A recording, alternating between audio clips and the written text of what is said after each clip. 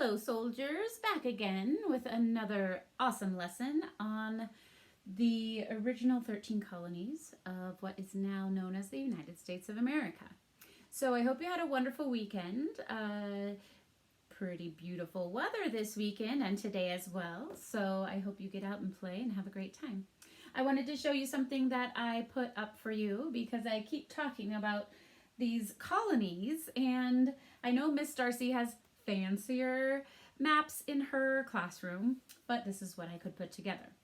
So I kept telling you that the whole world, right, is round. It's a sphere, just like a globe.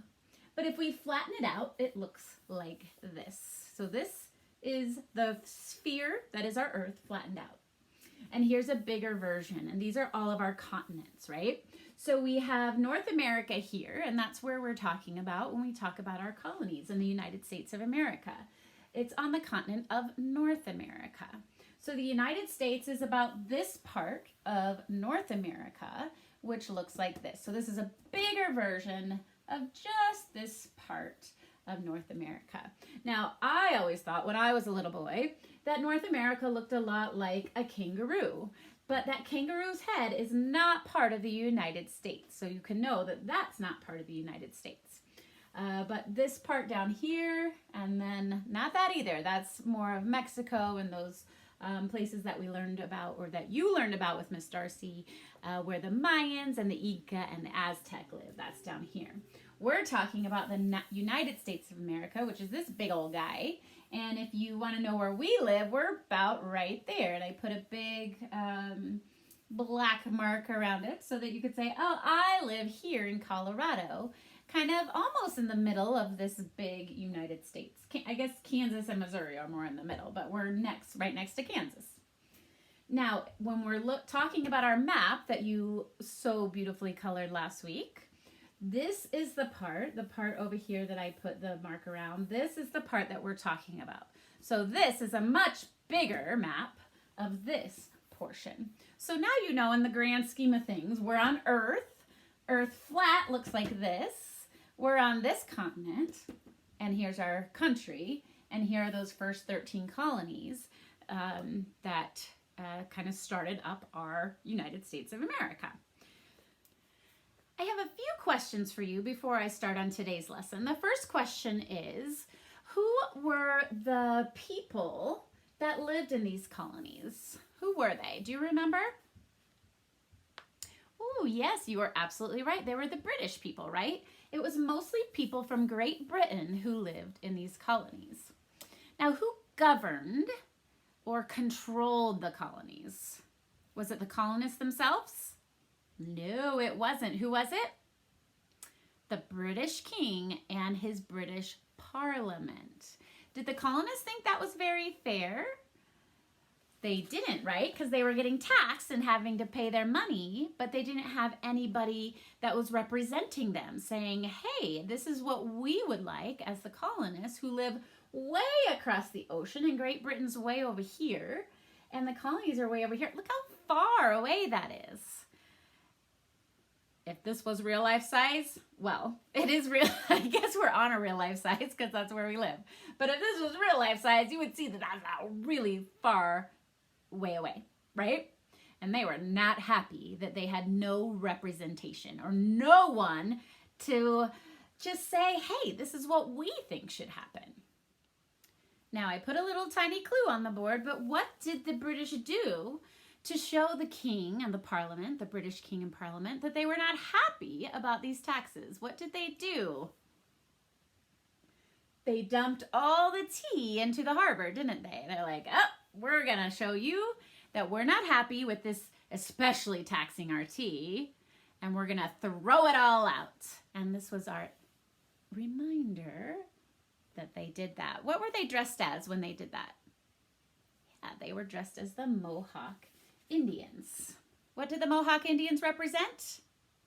Freedom. It was a symbol of freedom at the time, wasn't it? Good job. Now, you'll remember from Friday that the shot heard round the world was that first shot after Paul Revere's ride where he was saying, the British are coming, the British are coming. Do you remember who the redcoats are?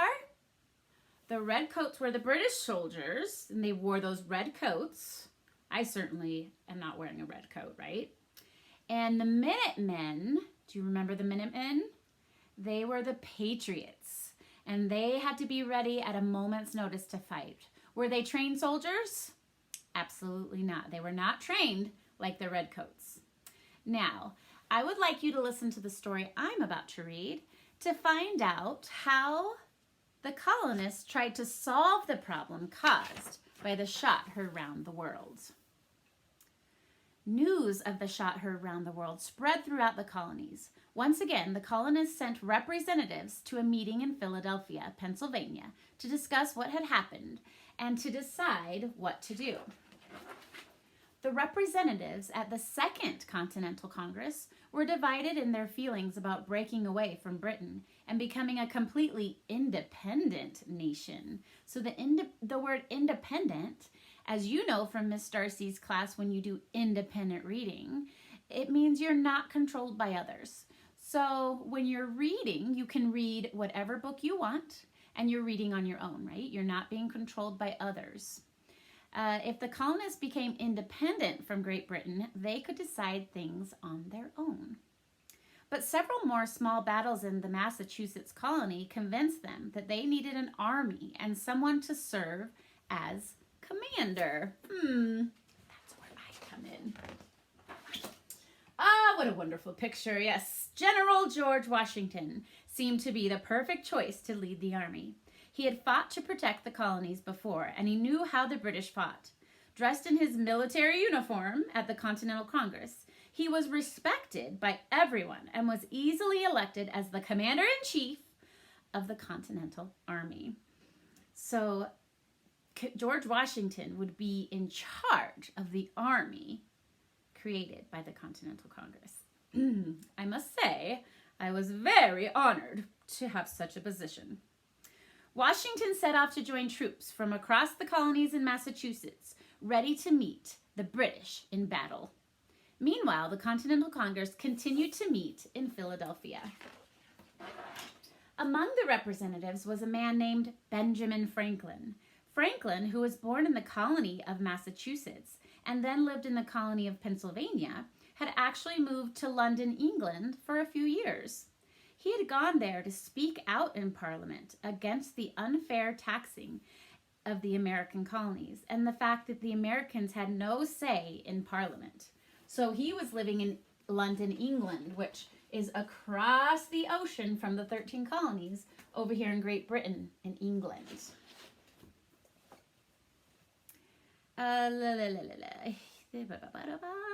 Benjamin Franklin was very good at arguing, and he was able to get the British to remove some of their taxes on the colonies. Benjamin Franklin had many British friends in London, but after the Boston Tea Party, an angry British Parliament began to distrust and dislike him. Oh my goodness, that was a little hard to say. And so, in 1775, Franklin decided that it was time to return home, arriving in Philadelphia, Pennsylvania, just in time for the second meeting of the Continental Congress. The other representatives were delighted to have someone there who had spent so much time on the other side of the ocean. He could help them to decide what to do. The Continental Congress decided it was time to announce to Parliament and to the British King that the colonies no longer wanted to be a part of Great Britain. They wanted to declare themselves a free and independent nation. An official declaration would have to be written so that Parliament and the King would take them seriously. Who would write this most important Declaration of Independence? The members of the Continental Congress considered different people. Thomas Jefferson, among those mentioned for the job was Thomas Jefferson, a 32-year-old representative from Virginia and one of the youngest men there. Now, if we were in class right now, I bet you'd raise your hand and some of you would say, my mom's 32 or my dad's 32, wouldn't you? I know you guys. And I'd be like, oh, that's very nice. I miss you guys. And so does Miss Darcy. Where was I? Thomas Jefferson, 32 years old. Jefferson had not been able to attend the First Continental Congress, but the representatives were all familiar with his powerful writing. Jefferson was elected to be its author. That means that Jefferson was going to write the Declaration of Independence. Thomas Jefferson went back to the rooms he was renting in Philadelphia, got out some paper, and scratched his head. He dipped his pen in ink and started writing. Sometimes he stopped and crossed out some words, then went on. He knew a lot of important people were going to read this, so he had to make it good. Every morning for 17 days, he got up at dawn and got to work, writing and rewriting to make sure it was his best work. The Continental Congress liked Thomas Jefferson's work. Benjamin Franklin, among others, changed a word or two here and there, but most of the words remained those of young Jefferson. Ah, here it is. Look how beautiful. On July 4th, 1776, the Declaration of Independence was approved by a vote of the Continental Congress. It was sent to a printing shop that very night. Writers headed out across the countryside with copies. In town squares all over the colonies, people gathered to hear Thomas Jefferson's words read aloud. One part is still read again and again today. We hold these truths to be self-evident, that all men are created equal, that they are endowed by their Creator with certain unalienable rights, that among these are life, liberty, and the pursuit of happiness. Those words mean that nobody is born any better than anyone else, and that all people all over the world have equal rights. Some of those rights are like the right to live, the right to be free, and the right to be happy. We still celebrate this important event every 4th of July, and you could call it the birthday of the United States of America. All right, quick review. Who is this guy again? That's right, it's me, George Washington, the Commander-in-Chief of the Continental Army. And who is this guy? He was the one who went to Great Britain, was very good at arguing, right? And got the British to take away some of the taxes. Do you remember his name? It is Benjamin Franklin. You got it. And in another lesson, we're going to learn more about him because he had a lot of great contributions. And finally, there's this guy. He was the author of the Declaration of Independence. That piece of paper that told Britain that they no longer wanted to be a part of Great Britain and that they wanted to be independent. And who is this? Who is the author? Who wrote it? That's right. Good job, Thomas Jefferson. Bravo. All right, soldiers, are you ready to show what you've learned so far? Go ahead and grab your core journal. Open it up. You're going to grab this piece of paper right here, and you are going to take the red piece of paper that's been hanging out in your folder, just the red. We'll save the blue for later. Go ahead and close up your book, and you should have these two pieces of paper. If you grab your weekly schedule, you'll see that on Monday for core, we talked about declaring independence, and it looks like we have a timeline that we're going to do. So let me show you what that's going to look like. We are going to make a timeline with pictures. So the first thing you're going to do is you're going to cut out your pictures like this. Now you're going to think about what's in each picture and you're going to sequence them. Put them in the order of which they happened. We have the shot heard round the world. We have the British soldiers, the redcoats that were sent by the king. We have the Boston Tea Party. We have Paul Revere's ride, and we have taxes. Well, we know that probably the first thing that happened would be that the king started taxing, right? So we would put that first. What comes after they started taxing the colonists? Did you get them all in the right order? If you're having a little problem with the British soldiers, remember that after the Boston Tea Party is when the king sent the British soldiers. So if you are having problems with that one, know that it comes after the Boston Tea Party.